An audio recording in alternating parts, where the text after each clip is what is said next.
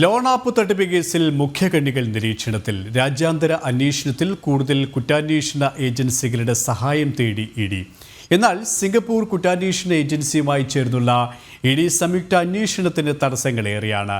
മുഖ്യ സൂത്രധാരനെ കണ്ടെത്തുന്നതിന് സിംഗപ്പൂർ കുറ്റാന്വേഷണ ഏജൻസികളിൽ നിന്ന് പൂർണ്ണ സഹകരണം ലഭിച്ചിട്ടില്ല.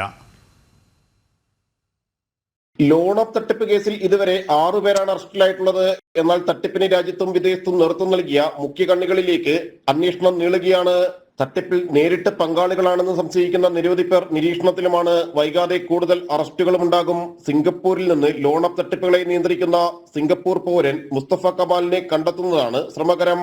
സിംഗപ്പൂർ ക്രൈം ഏജൻസികളുടെ കൂടി സഹകരണത്തോടെയുള്ള അന്വേഷണത്തിനുള്ള നീക്കങ്ങൾ ഇഡി നടത്തിയെങ്കിലും അനുകൂല മറുപടികൾ ലഭിച്ചിട്ടില്ല. കുറ്റവാളികളെ കൈമാറുകയും അന്വേഷണത്തിൽ പരസ്പരം സഹകരിക്കുകയും ചെയ്യുന്നതിനുള്ള ഉടമ്പടിയുടെ അടിസ്ഥാനത്തിലായിരുന്നു ശ്രമങ്ങൾ നടത്തിയത്. കോഴിക്കോട് സ്വദേശി സയ്യിദ് മുഹമ്മദ്, ഫോർട്ട് കൊച്ചി സ്വദേശി ടി.ജി. വർഗീസ്, തമിഴ്നാട് കാഞ്ചീപുരം സ്വദേശികളായ ഡാനിയൽ സെൽവകുമാർ, കതിരവൻ രവി, ആൻഡോപോൾ പ്രകാശ്, അലൻ സാമുവൽ തുടങ്ങി 6 പേരാണ് കേസിൽ ആകെ അറസ്റ്റിലായിട്ടുള്ളത്. വിവിധ പേരുകളിൽ നിരവധി ലോൺ ആപ്പുകൾ പ്രവർത്തിച്ചിരുന്നു.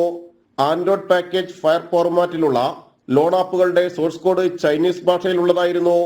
ഇന്ത്യയിലും വിദേശത്തും കടലാസ് കമ്പനികൾ രജിസ്റ്റർ ചെയ്തായിരുന്നു ലോൺ ആപ്പുകളിലൂടെയുള്ള കള്ളപ്പണ ഇടപാടുകൾ. വ്യാജ ഇൻവോയ്സുകൾ തയ്യാറാക്കിയാണ് തട്ടിപ്പ് സംഘങ്ങൾ പ്രവർത്തിച്ചത്.